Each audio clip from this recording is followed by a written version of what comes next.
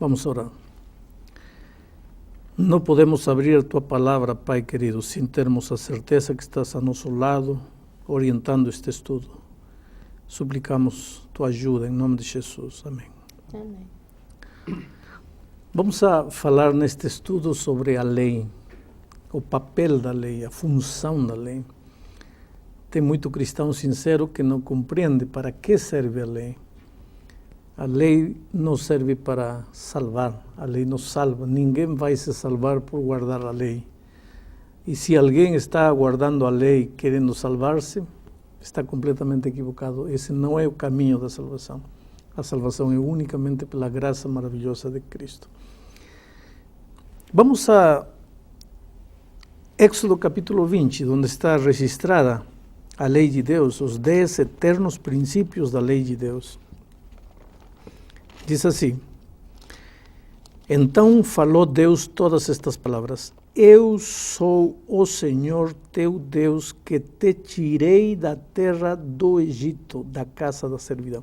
Interessante como Deus começa a apresentar a lei. Diz: Eu sou teu Deus, que te tirei da casa do Egito, da casa da servidão. Em outras palavras, eu sou o Deus que te salvei. Eu te resgatei. Eu te livrei, eu te remi. Agora, porque eu te libertei, porque eu te resgatei, porque eu te salvei, agora que você já está salvo, que você já está livre, que você já está remido, agora, escuta o que vou te dizer, para que você seja feliz vivendo a experiência da salvação. E aí, então, vem os mandamentos. Não terás outros deuses, etc, etc, etc, etc. Inclusive o quarto mandamento, que é o mandamento do sábado, que é um mandamento questionado, porque muitos cristãos aceitam todos os mandamentos, menos o sábado, porque o sábado já mudou, agora é domingo, porque Cristo ressuscitou no domingo. E, no entanto, quando nós vamos aqui a Tiago, capítulo 2, versículo 11, o versículo 10, diz assim: Pois qualquer que guarda toda a lei, mas tropeça em um só ponto, se torna culpado de todos. Quer dizer, se eu guardo 9 e tropeço num ponto, já transgredi toda a lei de Deus. E outra coisa, São João, em 1 João 4,3, diz: o pecado é a transgressão da lei. Eu sempre digo, se já não existe lei, então já não existe pecado. E se já não existe pecado, então de que Deus vai nos perdoar? Um último pensamento antes de dar lugar a perguntas de parte de vocês. Em Salmo 111, versículos 7 e 8, encontramos o seguinte: As obras das suas mãos são verdade e justiça. Fiéis todos os seus preceitos. Está falando da lei de Deus, dos mandamentos de Deus, dos princípios de Deus, dos preceitos de Deus. E o versículo 8 diz: Estáveis são eles para todo o sempre. Quer dizer, a lei de Deus, os princípios da lei de Deus, são estáveis para todo o sempre. Se eles vêm de um Deus eterno, logicamente que os mandamentos de Deus são eternos, não tem fim. Tem muito cristão que diz: sim, mas Cristo já cumpriu a lei, já não é mais preciso guardar a lei de Deus. E, no entanto, Jesus, aqui em Mateus capítulo 5, versículo 17, Mateus 5, 17, diz: Não penseis que vim revogar a lei. Não vim para revogar, vim para cumprir. Então, essa ideia de que Cristo revogou a lei, anulou a lei, não é coerente com o que a palavra de Deus diz. Perguntas? Pastor, veja bem, o senhor começou a sua explicação afirmando categoricamente que a lei não salva, né? O senhor disse que nós somos salvos pela maravilhosa graça de Cristo. Se a lei não salva, para que lei? Porque, veja bem, eu sei o que é certo e o que é errado. A tendência humana, a gente sabe naturalmente o que é correto e errado. Sou salva pela maravilhosa graça de Cristo. Vou deixar que São Paulo te responda. Escrevendo aos Romanos, no capítulo 7, versículo 7, Paulo diz: que diremos, pois? É a lei pecado? De modo nenhum. Mas eu não teria conhecimento do pecado, senão por intermédio da lei. Pois não teria eu conhecido a cobiça, se a lei não dissera, não cobiçarás. Quer dizer, a lei não é para salvar, a lei é para mostrar-te qual é o caminho certo. Como você vai saber que está vivendo em pecado? Para se arrepender, para confessar, para receber o perdão. Quando você percebe que está errado. E como? É a lei que vai te mostrar.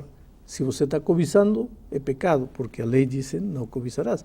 Aqui Tiago tem uma ilustração mais que quero ler para você. O capítulo 2 de Tiago, capítulo 1, diz assim: tornai-vos praticantes, versículo 22, tornai-vos praticantes da palavra e não somente ouvintes, enganando-vos a vós mesmos. Porque se alguém é ouvinte da palavra e não praticante, assemelha-se ao homem que contempla num espelho o seu rosto natural. Pois assim mesmo se contempla e se retira para logo se esquece de como era sua aparência. Mas aquele que considera atentamente na lei perfeita, lei da liberdade, e nela persevera, não sendo ouvinte negligente, mas operoso praticante, esse será bem-aventurado no que realizar. O que está dizendo Tiago? Que a lei é um espelho. Um espelho. Um espelho só serve para te mostrar: olha, Elmar, olha, teu rosto está manchado. Agora, Elmar seria louco se pega o espelho e vai querer se lavar o rosto com o espelho. O espelho não serve para lavar. A água lava. O sangue de Cristo, a graça de Cristo, é a água que lava, que limpa o pecado. O espelho só serve para mostrar, não serve para limpar.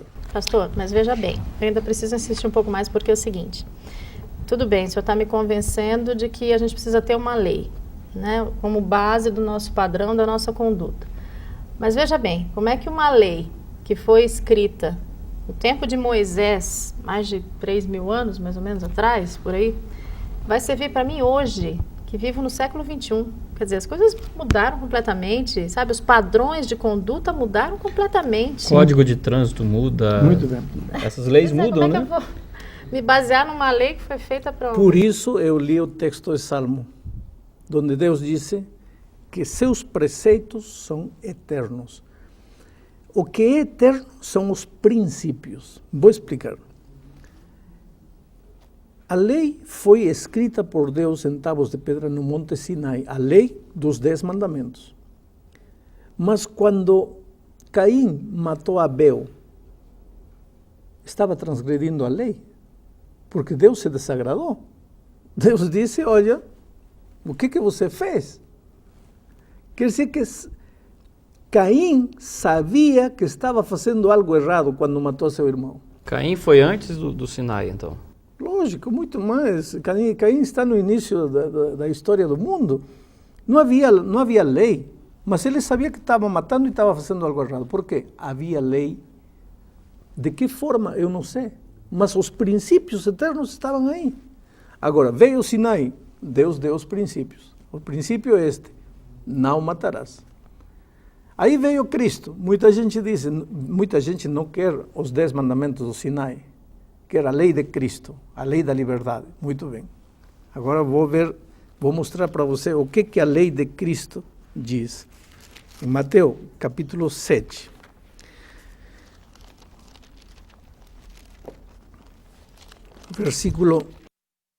Mateus capítulo 5, versículo 21 diz assim: ouvistes que foi dito aos antigos, não matarás, e quem matar estará sujeito a julgamento. Isso foi para os antigos. Você está dizendo que a lei muda. Muito bem, para os antigos. Agora vem a lei dos cristãos, versículo 22.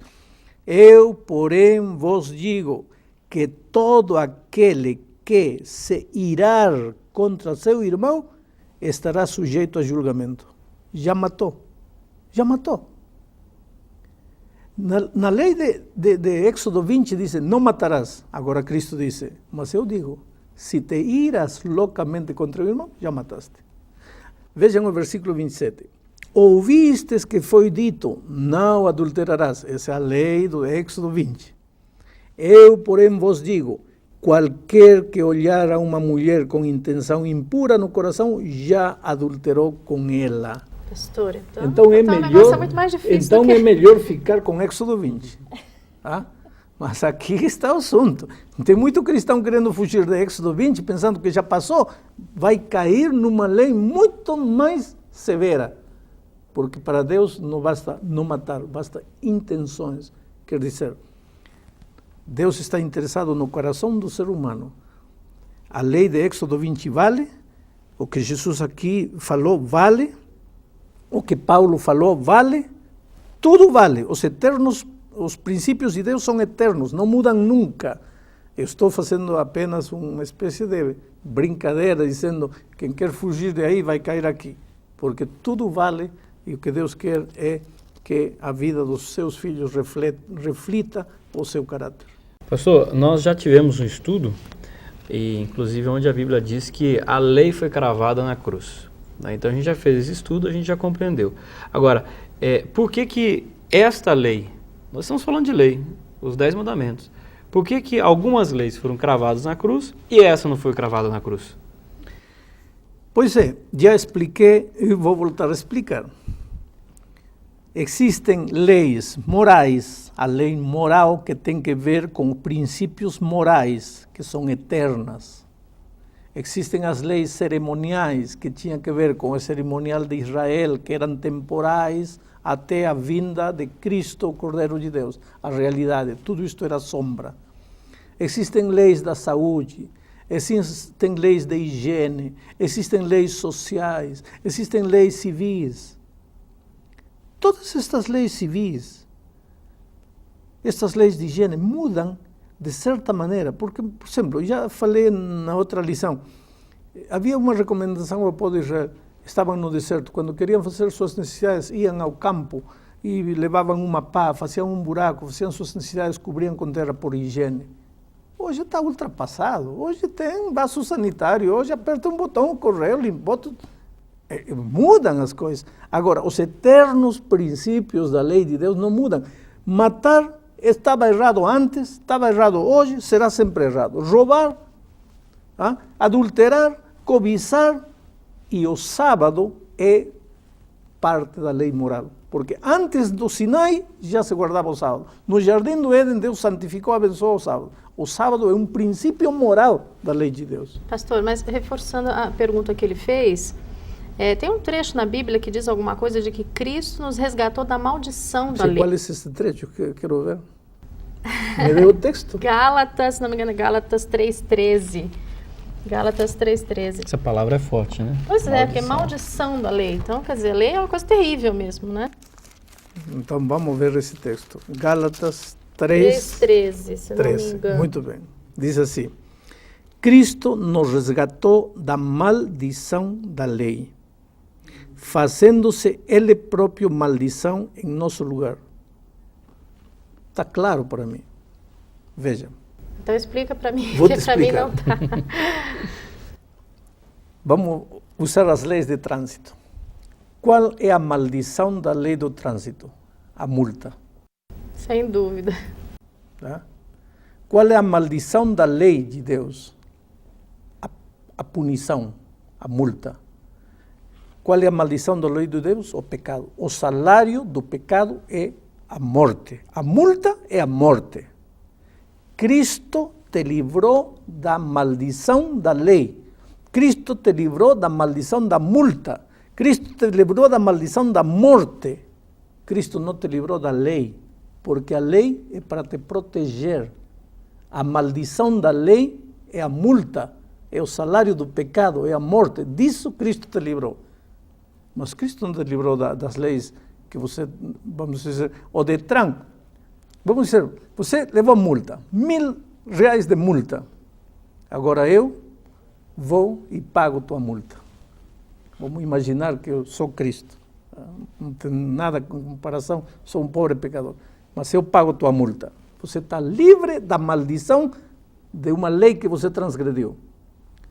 Agora você está livre para continuar andando a 140 km por hora? Não. Isso que faz Cristo. Ele me livra da maldição, da punição, da multa, do salário que é a morte. Mas ele não me livra da lei.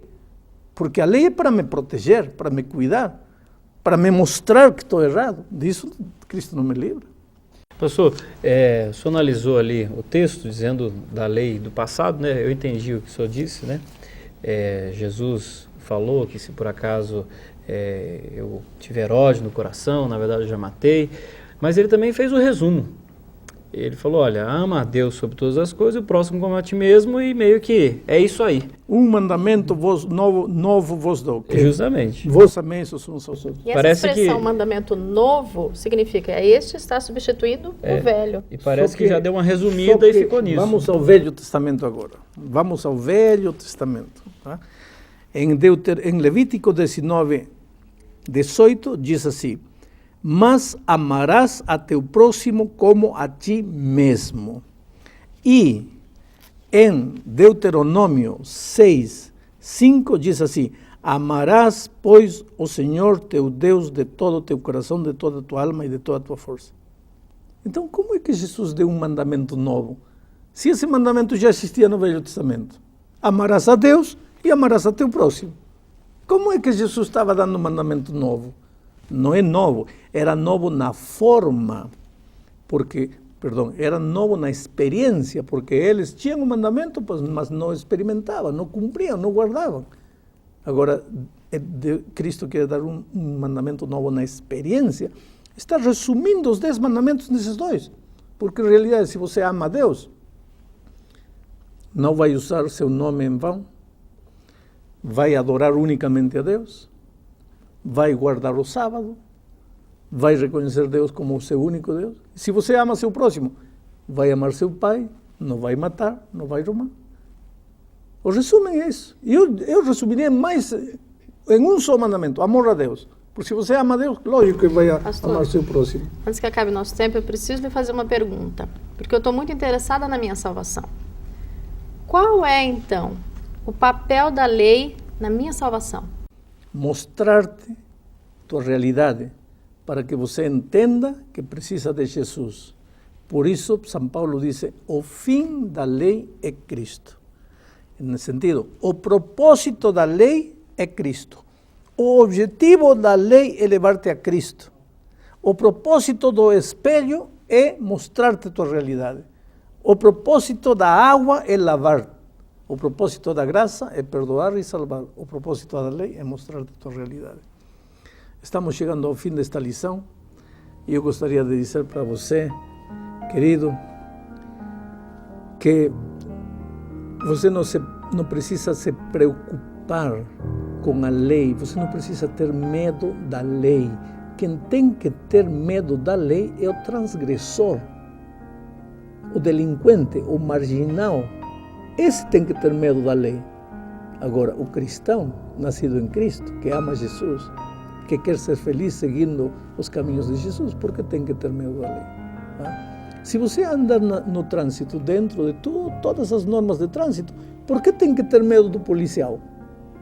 Quem tem que ter medo do policial é quem está fazendo algo errado no trânsito. Por que você tem medo da lei, se tua vida está ajustada com a vontade maravilhosa de Deus? Deus te ama muito, querido. Quero que você saiba que o objetivo de todas estas lições não é somente colocar argumentos em tua cabeça. O propósito destas lições é aproximar-te mais de Deus, porque o cristianismo se resume a companheirismo com Jesus. Ele te ama, Ele quer viver contigo, Ele quer que cada dia você passe tempo com Ele, orando, estudando a Bíblia, trazendo alguém para Cristo. Que Deus te abençoe. Seja muito feliz você, sua esposa, seus filhos.